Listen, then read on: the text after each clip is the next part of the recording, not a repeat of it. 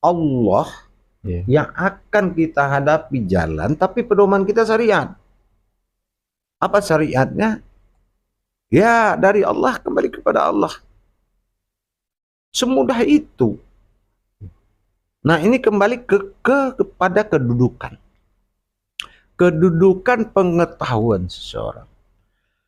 Nah, orang yang kembali kepada Allah adalah orang yang hidup dengan Allah dan selalu dengan Allah.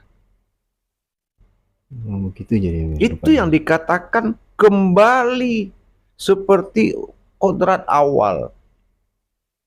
Mana zahirnya Allah, mana batinnya Allah. Nah, selalu bersama Allah itu sudah kembali. Oh, begitu. Nah, kembali dalam makom syariat, orang hidup meninggal itu dianggap kembali. Iya. Tapi selama ini berarti dia kafir. Dan dia menempatkan Allah itu pada posisi langit atau di mana. Karena bahasanya melihat kembali itu dari orang hidup meninggal. Padahal dia meninggalkan dunia. Oh, salah. Memisahkan dunia. 4 takbir dari sholat mayat itu bukan memisahkan atau membawa seseorang kepada Allah. Itu memisahkan keduniaan dia. Mim hamim dal keumatan Muhammad itu diambil dengan sholat. Sholat mayit namanya. Mim pertama pada takbir pertama. Ha takbir kedua seperti yang pernah saya terangkan. Iya. Jadi kembali itu kalau kita selalu dengan Allah dimanapun kita berada, berarti kita sudah mati. Yang hidup hanya Allah selama di dunia. Ini yang kita pertahankan. Alif kembali kepada alif itu maksudnya pertahankan kodrat Allah di dirimu. Kodrat Allah ya kita. Diberikan kita dunia, berpindah kodrat enggak? Iya. Bisa ada yang merasa kodrat manusia berdunia, kodrat Allah mah beda. Nah itu salah. Jadi Bersifat Allah di dunia bukan kita berpisah dengan Allah. Begitu. insya Allah. Jadi konteks yang sebenarnya sejauh mana tingkatan apa tadi kedudukan seseorang ini menempatkan posisi Allah itu selama dia di dunia gitu Bu ya. Ya. Tapi kalau dikatakan kembalinya ini berarti bersama Allah gitu Bu ya kalau gitu. Kalau Ya. dia selalu merasakan dengan Allah. Nah itulah. Jadi sama artinya, jaminan seseorang itu dalam kajian iman masuk surga. Ya. Toh, jaminan tidak ada lagi yang lain, melainkan orang yang selalu dengan Allah. Dalam kehidupannya dituntut oleh Allah itu dalam 24 jam, 24 huruf syahadat selalu menyatu, syahadah ahadah, menyatu dengan Allah. Apapun yang kamu pandang adalah haknya Allah. Nah, sampai pada tingkat Allahu alam menjadi alamnya Allah. Ya. Nah, yang kembali siapa? Nah, kita lihat daripada kata al-maut. Ya. Kalau di situ al-Allah, maut, waw dia, sukun, kosong, mati. Kalau dia yang meninggalkan ketuhanannya pada diri, sifatnya dibawanya dalam tingkat kegoiban, maka dianggap seorang itu telah hijrah. Nah ya, atau dikatakan sirna.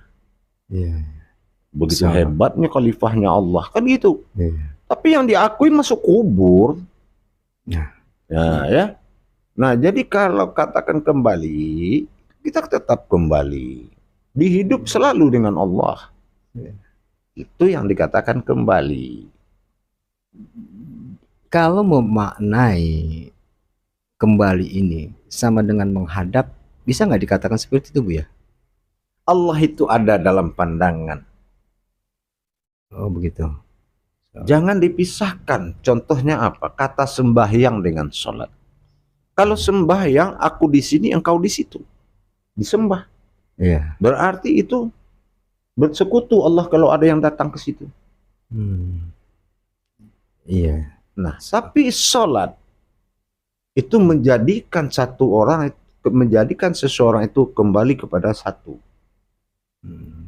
Betul. Nah, sama dengan hidup. Iya. Kembali selalu dengan Allah. Mau kembali kemana lagi?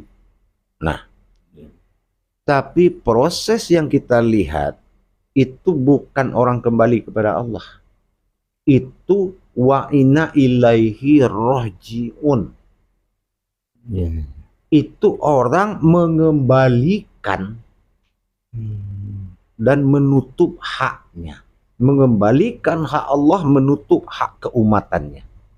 Jadi hanya sebatas itu yang sekarang, yang umumnya Kalau terjadi. innalillahi Kalau dalam dilihat. dunia mah innalillahi.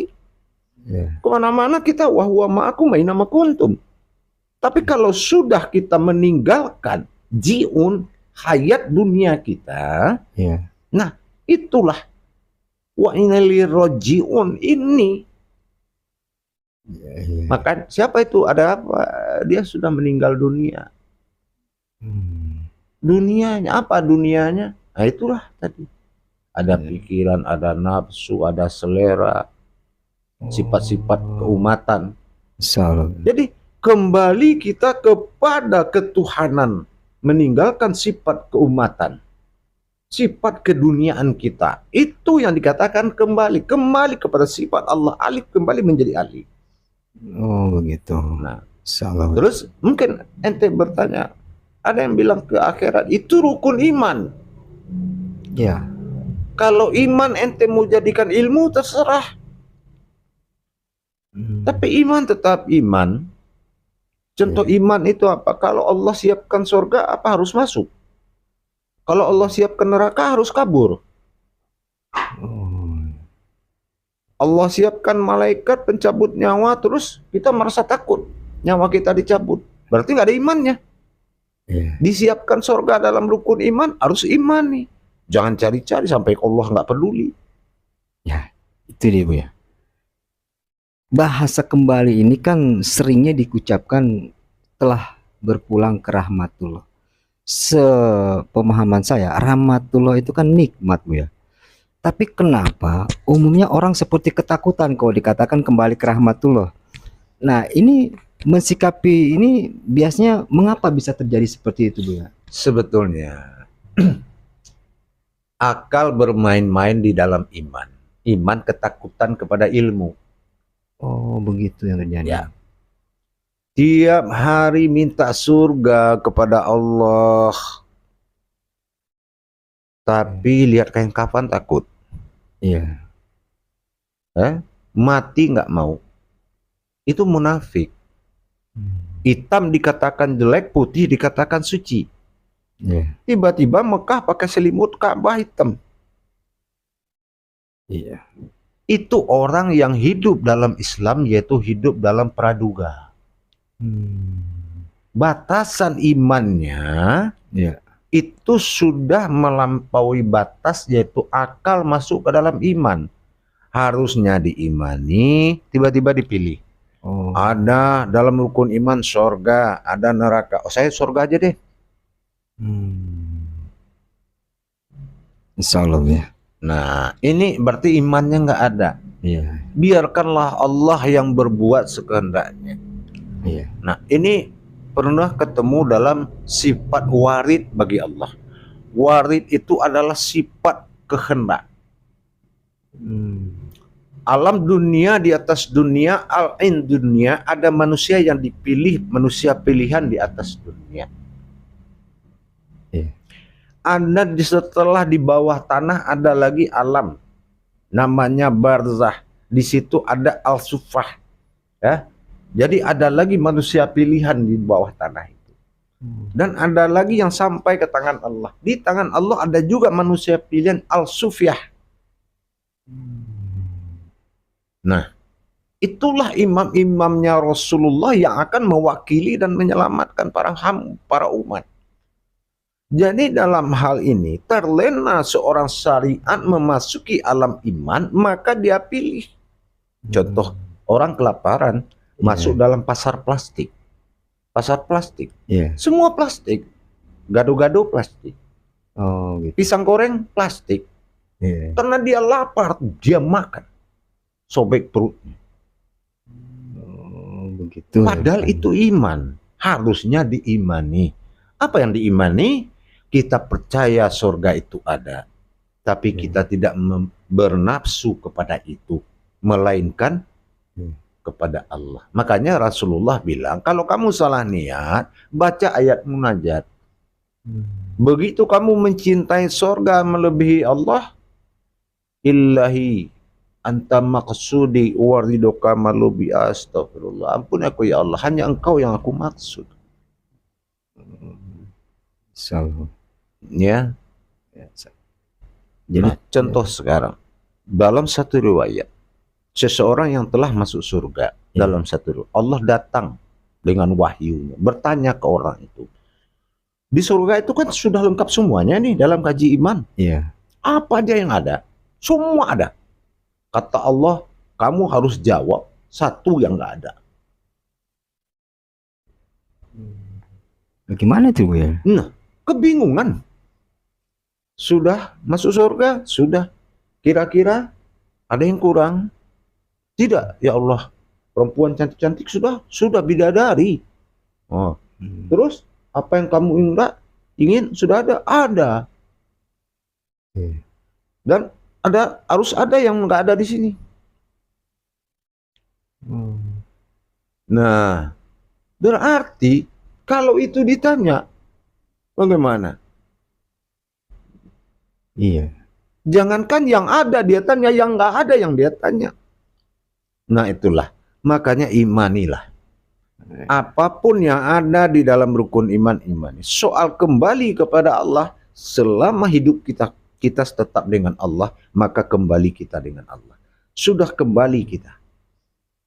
Wa inna ilaihi raji'un, maka putuslah hak yang 4 tadi, dunia, akhirat, jabarut, malakut.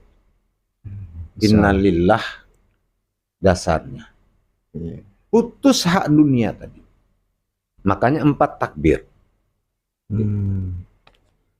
Kalau menyinggung kembali masalah Ruh Yasin, Bu ya.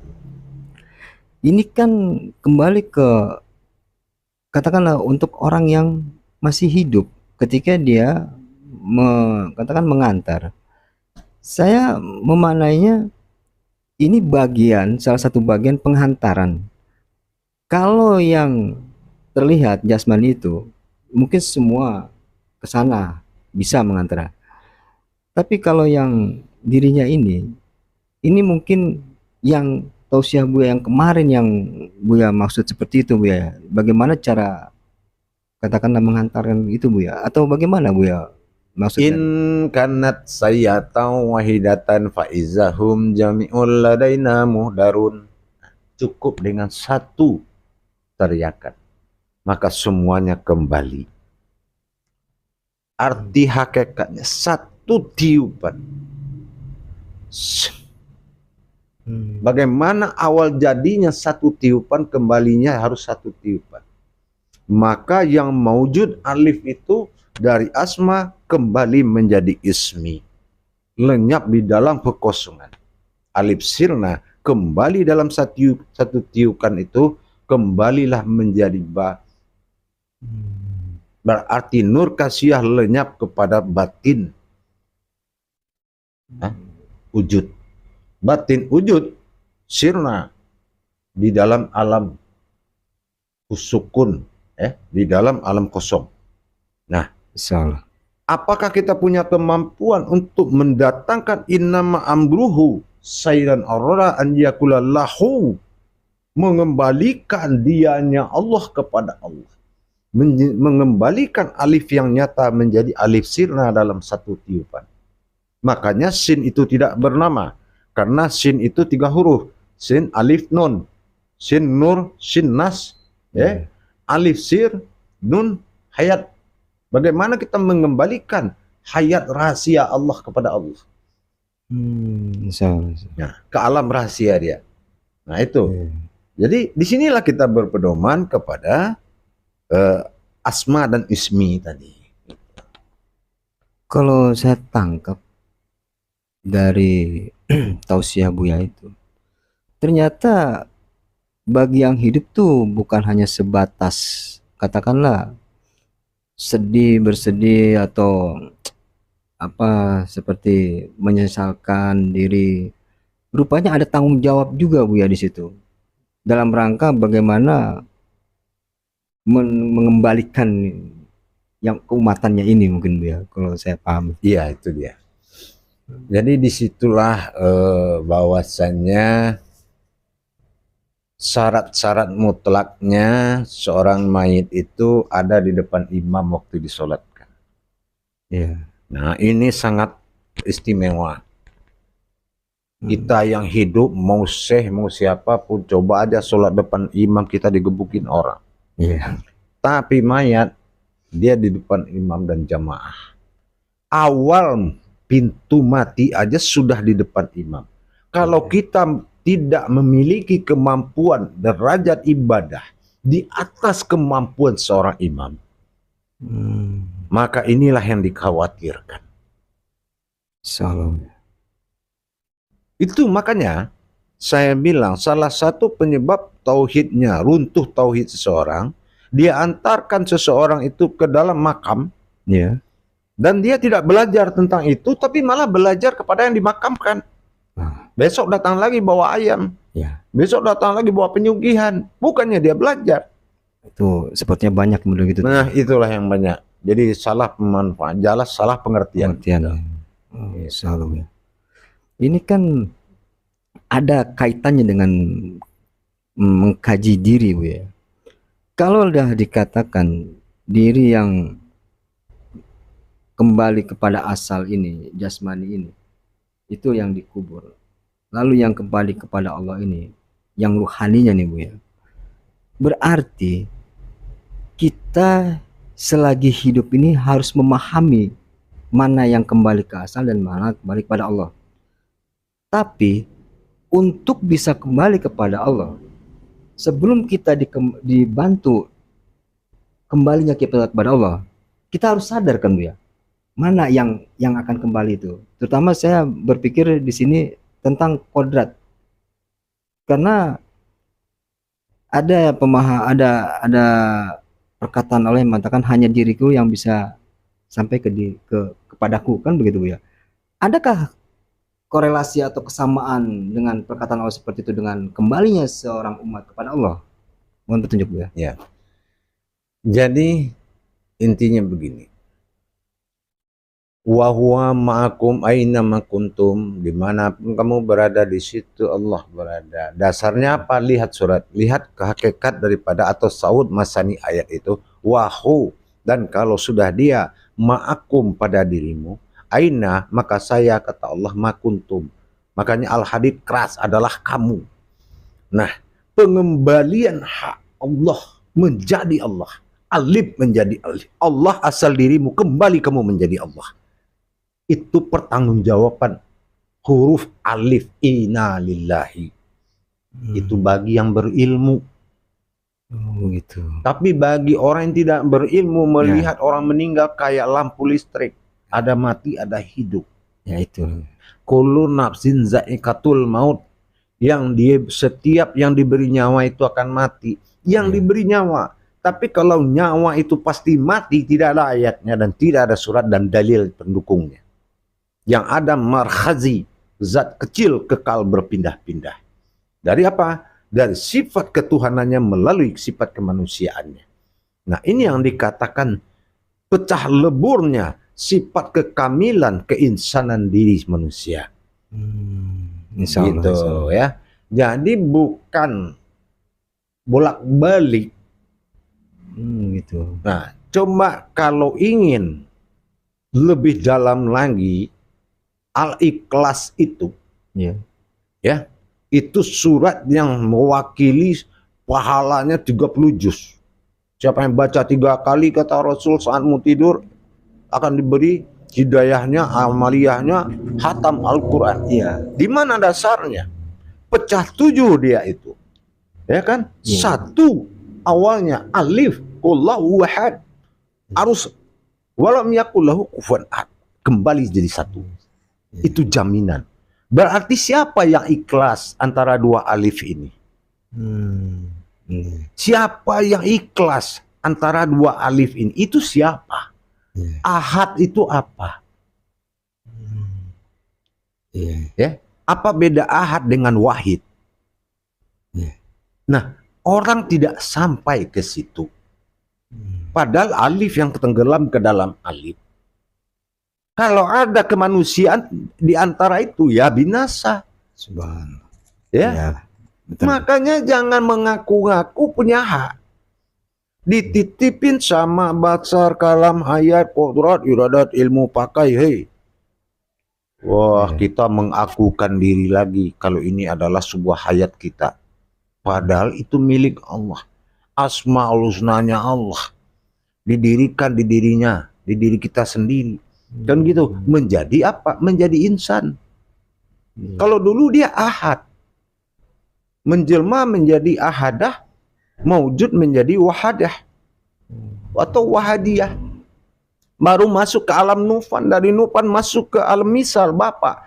Alam misal masuk ke alam rahim ibu. Setelah alam rahim muncrat di dunia dinamakan insan.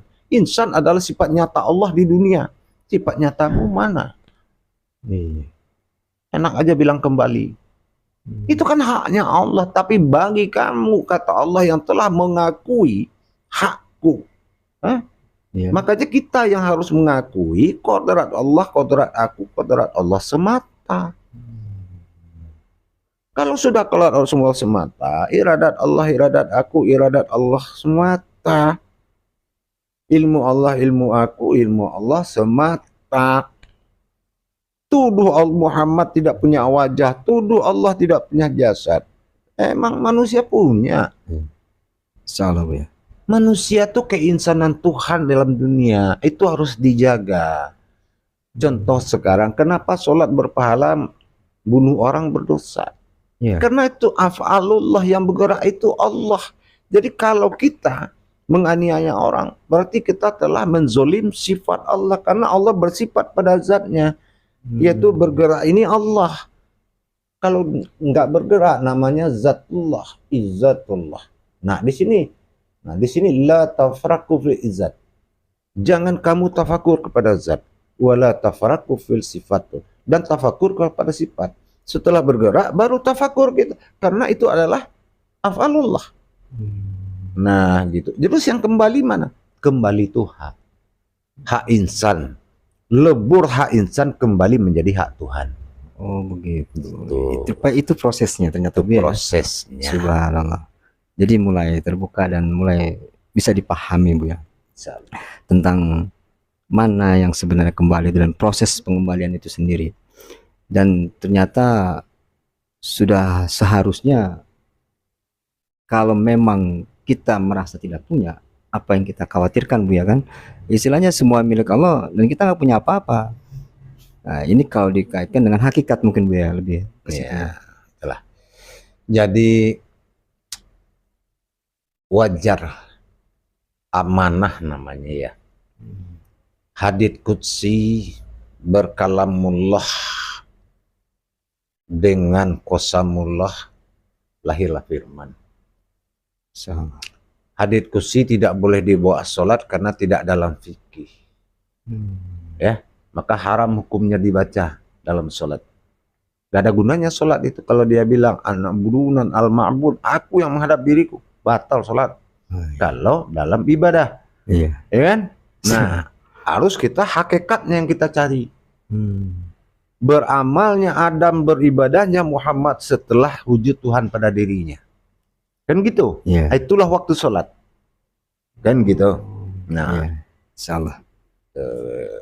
Jadi janganlah kita merasa, tapi jadilah orang yang bisa mendapatkan rasa. Jangan merasa bisa, merasa punya. Nah, gitu. Karena sudah ada legalitas resmi, ini bukan kepemilikanmu. Buktinya kekembalian, dikembalikan hak ketuhanannya, itu yang innalillahi dengan cara wa inna ilaihi rajiun. Tinggalkan keduniaan kehidupanmu, marilah kembali kepada hidup. Jiun itu kehidupan. Insyaallah. Makanya kita ada 3 nih. Iya. Wujud Allah dengan sifat hayat, hayyun, qayyum. Hayyum Allah yang menghidupkan. Qayyum Muhammad yang dihidupkan. Hayyum Adam yang menerima hidup. Padahal hidup itu satu, hayat namanya. Gitu. Ini terpecah jadi 3 ini. Insyaallah. Subhanallah. Jadi ya alhamdulillah Bu ya. Jadi dari tausiah Buya yang berjudul Ruh Yasin itu mulai jelaslah dari perjalanan-perjalanan. Kalau saya ambil kesimpulan juga Bu ya. Bisakah dikatakan bahwasanya kita ini sebenarnya seperti tadi Buya bilang markaji, berpindah-pindah kalau gitu. Yang berpindah itu saya bilang, saya ulang lagi, adalah hak. Oh, yang haknya ya. Makanya dikatakan dalam hadits qudsi, aku sebatas kedudukan umatku. Ya, insyaallah. Kalau kedudukan sifat Allah di diri kita ini adalah makhluk, maka ya prosesnya proses makhluk. Oh, iya. Ruh, proses ruh. Kalau kedudukan Allah nur, proses nur. Kalau kedudukan Allah zat, proses zat. Kalau kedudukan Allah batin, sir, proses itu. Itu yang dikatakan kedudukan. Insyaallah. Nah sekarang kalau ada Allah, ente mau taruh di mana? Iya. Kalau ada Allah, ente mau taruh di mana? Iya kan? Di jasad, di ruh, di nur, di zat, di batin, di sir. Siapkan dia tempat. Allahus Samad. Begitu rupanya. Insyaallah ya. Insyaallah. Gitulah. Alhamdulillah. Ya, alhamdulillah pada kesempatan kali ini ya, di samping saya meneruskan pertanyaan-pertanyaan jemaah dan beberapa pertanyaan yang salah satunya ada yang saya sampaikan tadi dalam sebuah pertanyaan itu ya, saya pun mendapatkan masukan lebih lagi di sini. Itu yang saya syukuri.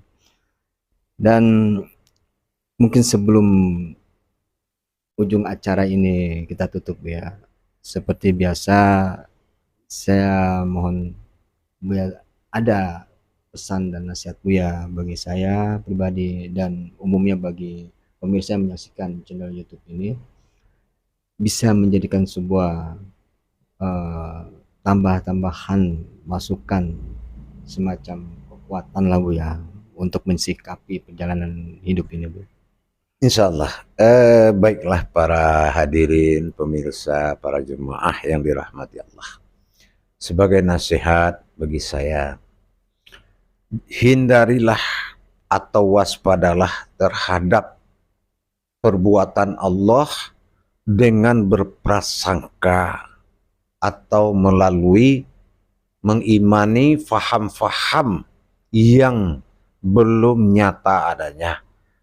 Gitu. Jadi jauhi prasangka, karena itu akan membuat suatu kebatilan di jalan Allah.